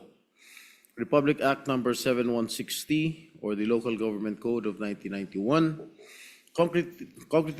concretizes this mandate by devolving powers, responsibilities, and resources to local government units, enabling them to become primary implementers in the protection, management, and sustainable use of our natural resources. But how do we reconcile this with instances where there has been a purported systemic exclusion of LGUs in the issuance of an exploration permit to a huge mining company? Today, the Senate Committee, your Senate Committee on Local Government, joined with the Committee on Environment, Natural Resources, and Climate Change, submits Committee Report number 56 and reports the outcome of our public hearings and consultations with the key stakeholders, including the local government of Dupax del Norte, affected barangays, residents, and private sector representatives in relation to the exploration activities of Wogal Corporation in the said municipality in Nueva Vizcaya. Mr. President, the province of Nueva Vizcaya is considered the watershed haven for the entire Region 2, or Cagayan Valley. It hosts several major watersheds that feed into key river systems such as the Magat River and Cagayan River, the longest river in the Philippines, as well as forest reserves and protected landscapes that are critical for local communities and wildlife. During the course of the committee's 2 public hearings, we learned that Wogal Corporation, a subsidiary of British mining firm Metals Exploration, applied for an exploration permit from the Mines and Geosciences Bureau as early as July 4 of the year 2022. Their application covers 3,101.11 hectares of land located in 5 barangays in the municipality of Dupax del Norte, Nueva Vizcaya, with the purpose of exploring gold, copper, lead, zinc, and other associated minerals. Thereafter, on August 4, 2025, MGB issued exploration permit to Wogal Corporation and registered the same with the regional office on August 7 of 2025. Wogal Corporation held meetings, presentations with the barangays after the permit's issuance. Only a few days after, the mining company commenced exploration activities, which involved digging several hundred feet to the ground to acquire 1 samples to determine whether or not the area is potentially rich in gold and other minerals.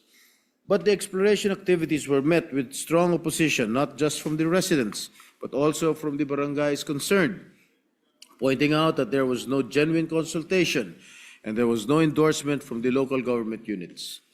Paano masasabi nagkaroon ng masusing konsultasyon kung isang araw lamang ito ginawa ng Wogal Corporation sa bawat barangay at sa lokal na pamahalaan ng Dupax del Norte? Ang mas malala pa, ang attendance sheet at certification mula sa ilang barangay ang ginawang attachment at basihan ng mining company para sa kanilang exploration permit application. Gayong presentation lamang ang ginawa ng Wogal tulad ng sinabi ng mga kapitan ng mga barangay. Thereafter, the LGUs covered by the exploration permit had adopted resolutions opposing the exploration activities and requested the MGB to immediately cancel the permit issued to Wogal Corporation, citing the absence of consultations as mandated under the Philippine Mining Act and its implementing rules and regulations, as well as the local government code, in order to ensure that exploration or mining activities are undertaken with transparency, social acceptability, and consideration of the welfare of the people.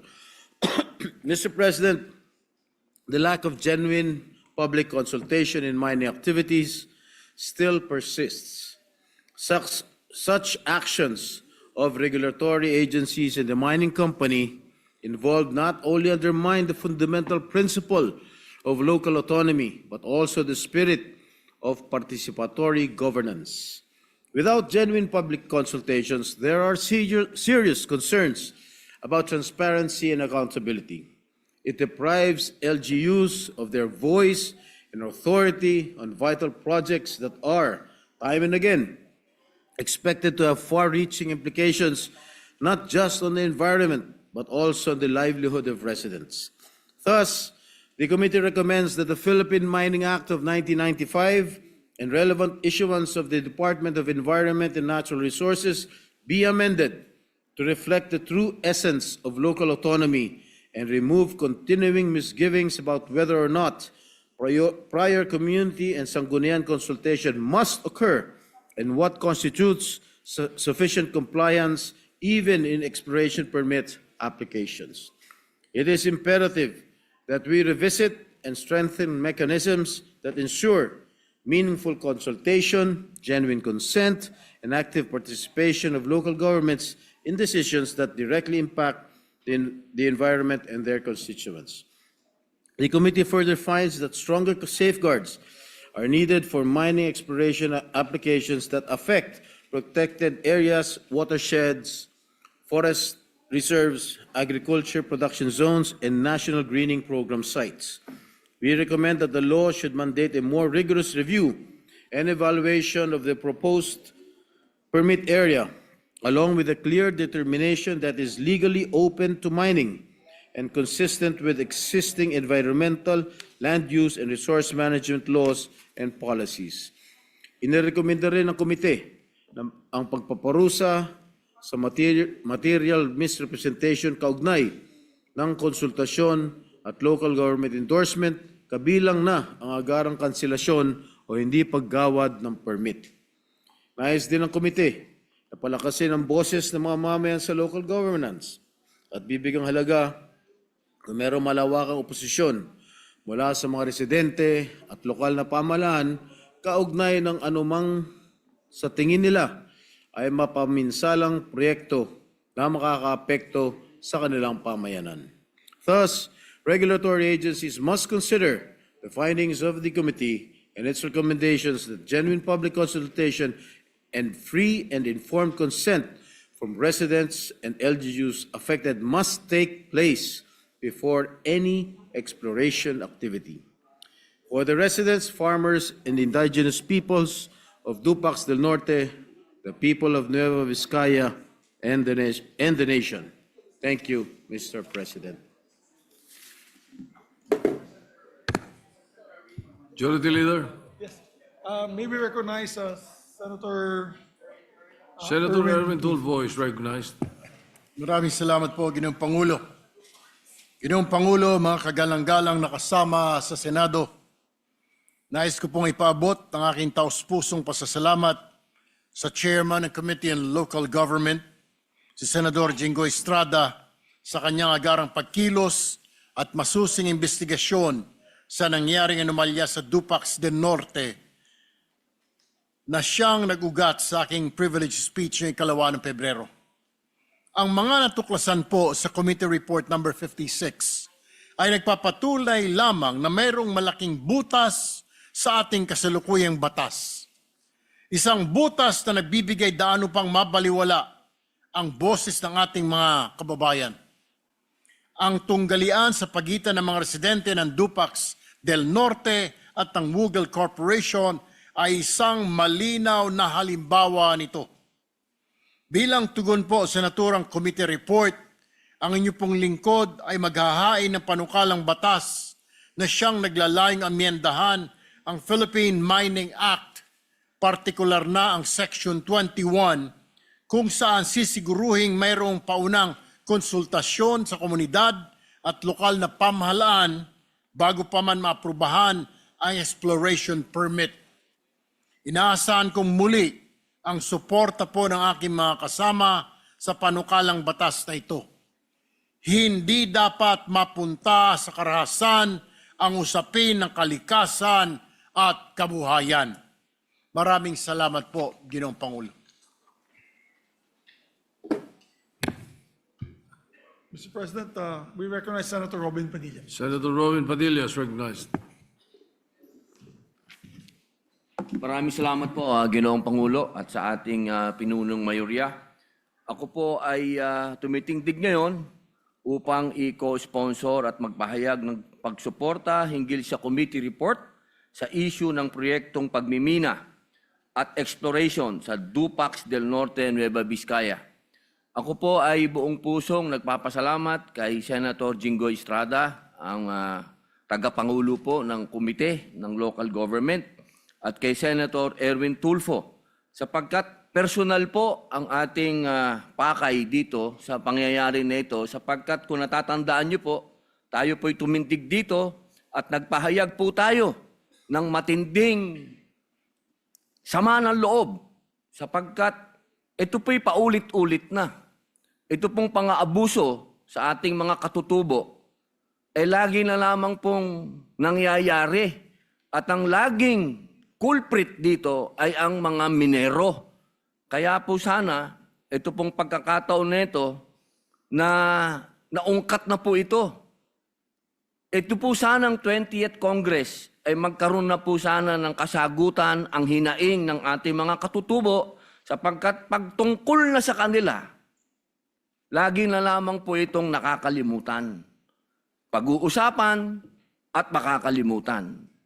Ito pong pangyayari na ito ay iregalo na po natin sa aming yumao kay Governor Carlos Padilla. Alam ko naman po na lahat kayo dito ay kilala niyo po ang aking amain. Alam niyo po ang kanyang ipinaglaban. At umaasa po ako na itong pangyayari na ito ang magbubukas sa ating mga mata na hanggang sa mga oras na ito, ang ating mga katutubo ay inaabuso, hindi lamang ng mga dayuhang kumpanya, kung hindi ng mga local government officials, na hanggang sa ngayon ay dinideny nila na hindi nila alam ito. Kaya sana po, mga mahal kong kasama, kung ano man ang panukala na ihahain natin para dito, ay magkaroon na po ng liwanag ang kinabukasan ng ating mga katutubo. Marami pong salamat. Majority Leader. Mr. President, may recognize as well Senator Lauren Legarda. Senator Lauren Legarda is recognized.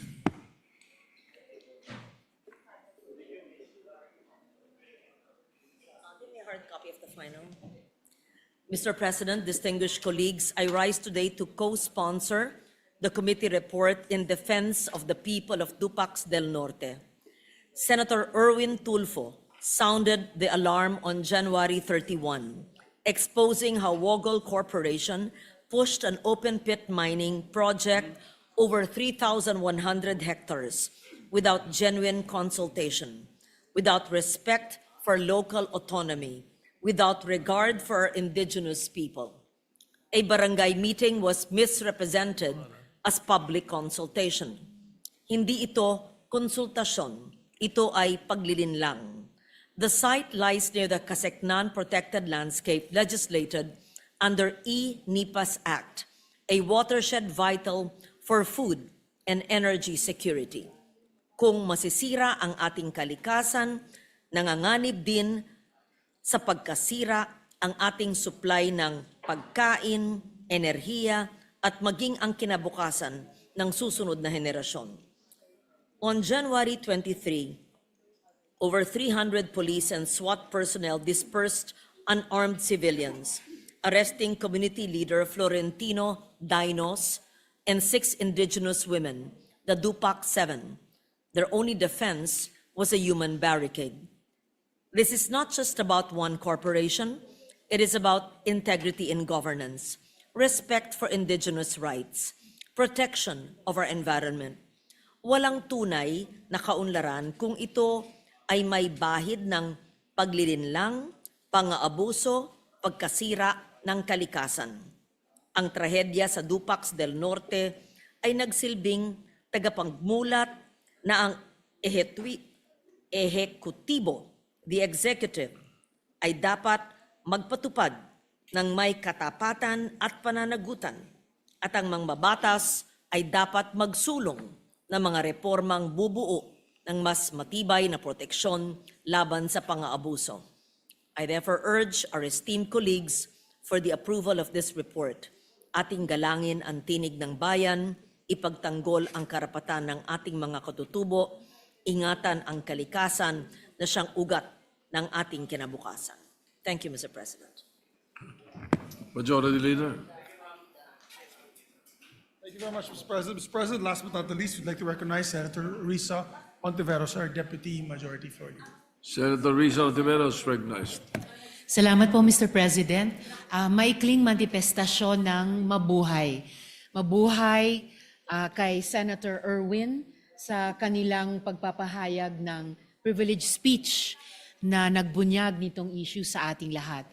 Mabuhay kay Chair Jinggoy Estrada sa pagpapahayag nila ngayon ng isang napakalakas at unequivocal na committee report alang-alang sa sambayanan ng Dupax del Norte.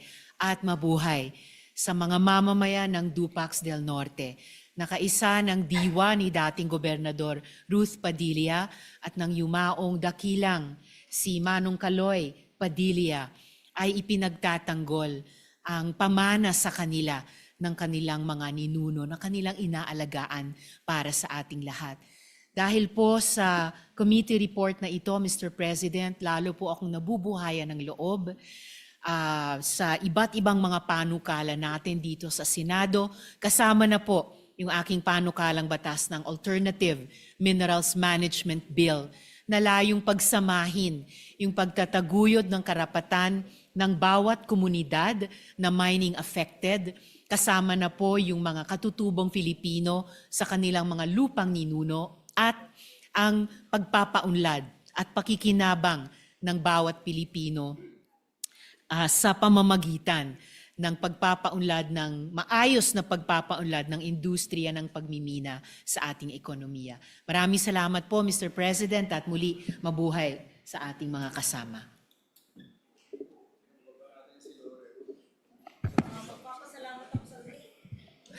Majority Leader.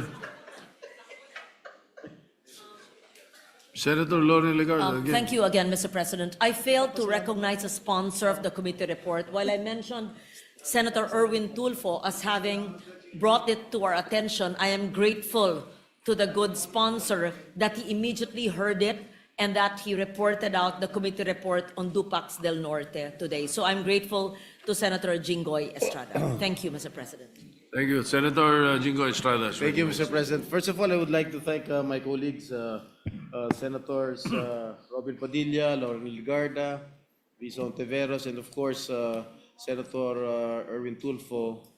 The reason why I heard this or passed this committee report is because it stemmed from the privileged speech of Senator Erwin Tulfo. Again, I would like to thank my colleagues for supporting this particular measure. Thank you very much. All right, Majority Leader. Thank you very much, Mr. President. To allow our colleagues to study the committee report further, and maybe there may be interpellations later on, I move to suspend consideration of the measure.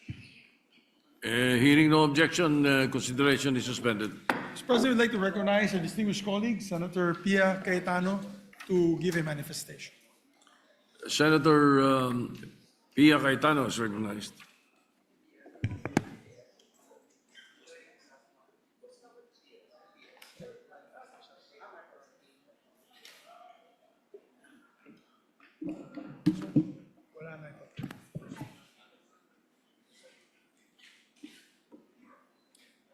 Thank you, Mr. President. Mr. President, as the chairperson of the Committee on Energy, I would like to bring attention to the growing concern of many Filipinos who have been shocked by the recent surge in their electricity bill. This very short clip will explain the concern that I'm bringing to your attention, Your Honors. Sa init ng panahon ngayon, aminado si Hazel na mas madalas naka-on ang kanilang nag-iisang aircon. Pero tiwala siyang pareho lang ang konsumo niya ng kuryente ngayong buwan gaya noong Abril ng nakaraang taon. Kaya laking gulat niya pagdating ng bill, 7,013 pesos ang singil, kumpara sa 5,560 noong nakaraang buwan. Alam ko naman na nagdagdag ako ng oras sa aircon, so expected na rin po yun. Pero mas mataas talaga siya, unlike last year. May netizens ding nag-post tungkol sa kanilang bill shock o pagkagulat sa biglang sipa ng kanilang bill sa kuryente. Si Ivy Ocon galit na galit. Napakarami pa raw charges na umaabot sa mahigit 4,000 pesos. Halos 1,000 pesos din daw ang tax.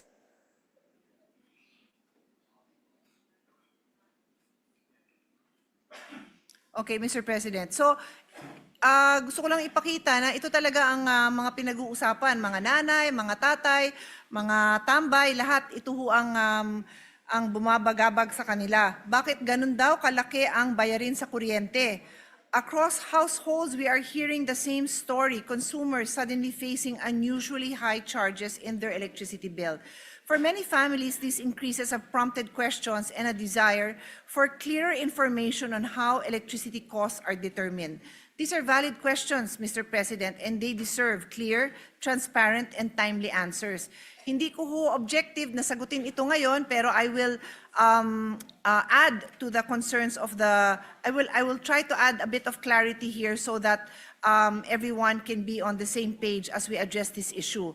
What are the components of the electricity bill? There's the generation charge, the distribution charge, transmission charge, systems loss, and other charges. Ano ngayon itong other charges? Meron pong lifeline subsidy, merong senior citizens discount, may feed-in tariff, may GEA all for renewables, green energy auction ang ibig sabihin ng GEA, and may universal charge.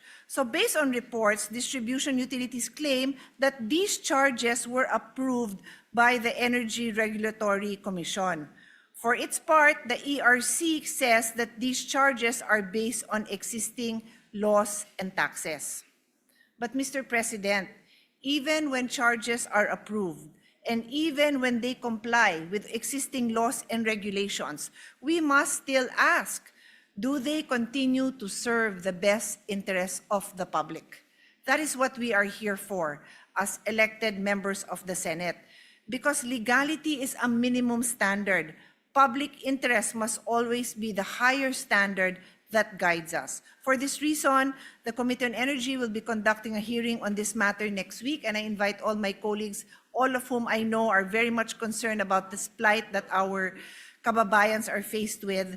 And we hope to examine the factors that may have contributed to the increases in electricity costs with the end in view of clarifying issues, aligning existing law with public welfare, even amending existing laws, and identifying areas where further improvement in government policy may be needed. Before I end, Mr. President, dagdag ko lang dun sa other charges, kasama din dyan ang taxes. So with that, Mr. President, I hope to see you all in the Committee on Energy hearing, which we will send a notice very soon. Thank you, Mr. President. Thank you, Majority Leader. Thank you very much to our distinguished colleague, the chairperson of the Committee on Energy. This is very timely indeed what her plan is to do in her committee. Mr. President, just some admin matters. I move to change the primary committee referral of the following bills from the Committee on Rules to the Committee on Health and Demography, as these bills have been passed in the House of Representatives and already been referred to us, Mr. President. They're local bills. Senate Bill number 1833, Capiz Medical Center. Senate Bill number 1195, the Bukidnon Provincial Hospital. And Senate Bill number 1429, Soc-Sargent Regional Medical Center in South Cotabato. I so move, Mr. President. Is there any objection? Hearing none, the motion is approved. Mr. President, with that, the minority will not object to this motion. I move that we adjourn session, Mr. President, until 3 o'clock in the afternoon, Tuesday, May 5, 2026. I so Any move. objection? Hearing none, the session is adjourned until 3 o'clock in the afternoon of Tuesday, May 5, 2026. Thank you very much, Mr. President.